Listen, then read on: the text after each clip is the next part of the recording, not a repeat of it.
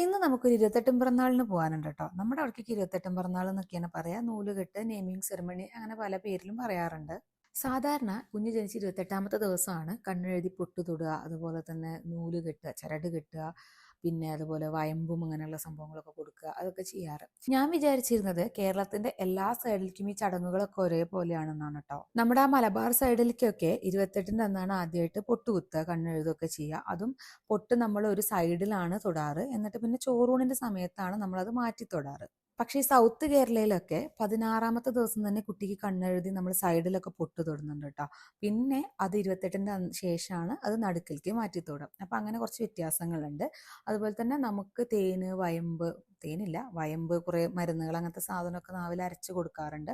അതുകൊണ്ടും ചന്ദനം കൊണ്ടൊക്കെ പൊട്ട് തൊട്ട് അതിൻ്റെ മുകളിലാണ് നമ്മൾ ഈ കറുത്ത പൊട്ട് തൊടുകയൊക്കെ ചെയ്യുക. പക്ഷെ ഇവിടെ കുറച്ച് വ്യത്യാസമുണ്ട് കേട്ടോ ചടങ്ങുകളൊക്കെ. പിന്നെ ഈ അരിയിലേക്ക് കുഞ്ഞിൻ്റെ കാല് വെച്ചിട്ട് അങ്ങനെയാണ് ചരടൊക്കെ കെട്ടിയിട്ടുള്ളത്. നമുക്ക് അങ്ങനത്തെ ഒരു ചടങ്ങൊന്നും ഞാൻ ഞങ്ങളുടെ ആ സൈഡിൽ കണ്ടിട്ടില്ല കേട്ടോ.